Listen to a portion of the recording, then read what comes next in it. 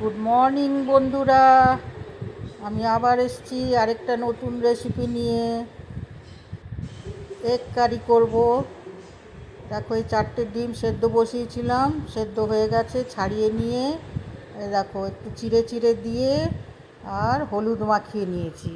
এবারে কড়ায় তেল গরম করে 3-4 চামচ মতন তেল গরম করে আমি ডিমগুলোকে ভেজে নেব। দেখো, পেঁয়াজ, টমেটো, নারকেল কোড়া সব দিয়ে এগ কারি করব। দেখো,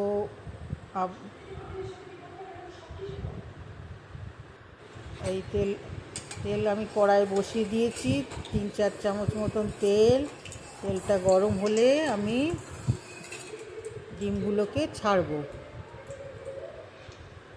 দেখো বন্ধুরা, সব ভালো আছো তো?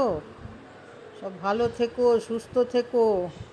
বৃষ্টির তো নামগন্ধ নেই। এই দেখো, আমি ডিম গরম হয়ে গেছে, ডিম ছেড়ে দিয়েছি কড়াতে। বৃষ্টিও হচ্ছে না, মেঘ করছে, আবার মেঘ উড়ে চলে যাচ্ছে, কালো মেঘ করে আসছে, বৃষ্টিও হচ্ছে না, আর গরম। এই দেখো, ডিমগুলোকে আমি এখন ভাজছি একটু ভালো করে। দেখো, ভাজা হয়ে গেছে, আমার ডিমগুলো তুলে ফেলেছি।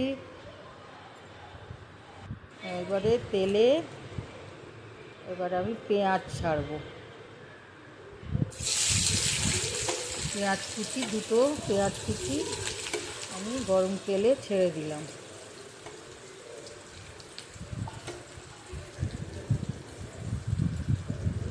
এবার এটাকে একটু ব্রাউন করে ভাজবো। আমার রেসিপি খুবই সিম্পল। কেমন লাগছে বন্ধুরা? ভালো লাগলে লাইক করো, শেয়ার করো, কমেন্ট করো, আর প্লিজ অতি অবশ্যই সাবস্ক্রাইব করে দিও। দেখো, পেঁয়াজগুলো লাল লাল করে ভেজে এবারে আমি একটা একটা করে মশলা দেব।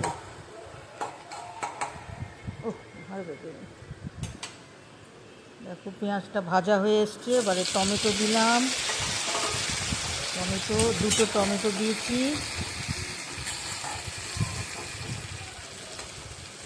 দুটো পেঁয়াজ কুচি ভাজলাম, দুটো টমেটো কেটে দিলাম।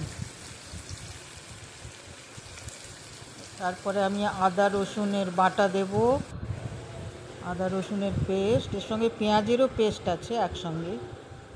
আদা রসুন পেঁয়াজ, নুন দিয়েছি, হলুদ দিয়েছি,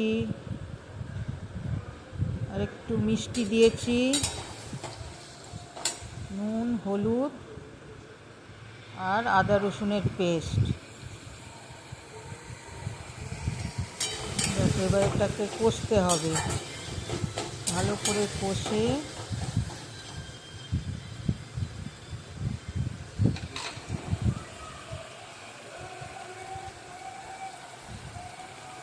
দেখো, ভালো করে কষে নিই। এর মধ্যে এবার আমি একটু জিরে, একটু ধনে,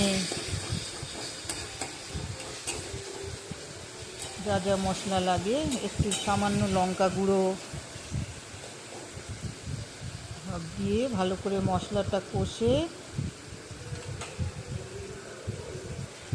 মশলাটা কষে নিতে হবে। দিয়ে এবার আমি নারকেল কোড়াটা ভিজিয়ে রেখেছিলাম গরম জলে, ওটা দিয়ে দিলাম। দেখো কেমন লাগছে এগ কারি। বেশিক্ষণ সময় লাগে না, তাড়াতাড়ি হয়ে যায়। একটু ভালো করে নারকেলটা দিয়েও কষে নিতে হবে। তারপরে আমি ডিমগুলোকে ছাড়বো। দেখো, একটু জল দিয়েছি, সামান্য জল দিয়ে একটু ভালো করে ফুটিয়ে নিই।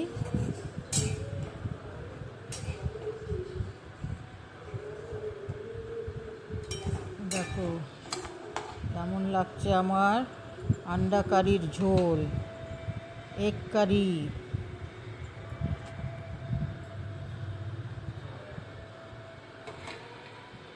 একটু ভালো করে ফুটে এসছে। এবার আমি ডিম ছেড়ে দেবো, ডিমগুলোকে এবার আমি ছেড়ে দেবো। এই দেখো আমি ডিমগুলোকে ছেড়ে দিলাম, দিয়ে একটু ভালো করে ফুটাতে হবে।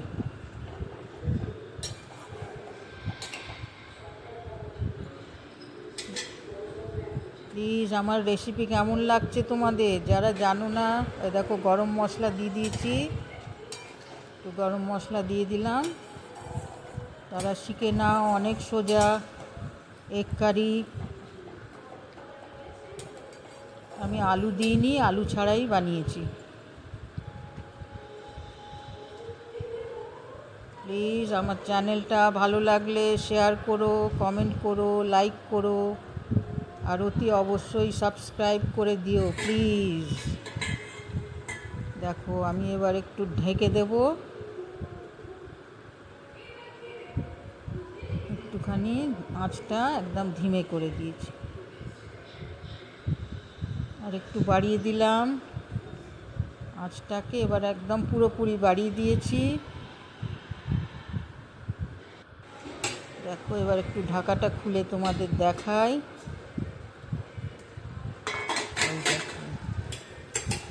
আবার এরপরে আরেকটা নতুন রেসিপি নিয়ে আসবো, তোমরা দেখতে থেকো।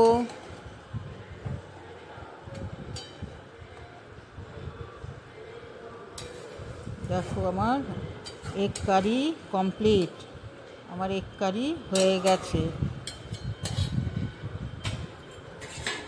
এবার আমি ঢাকা দিয়ে দেব।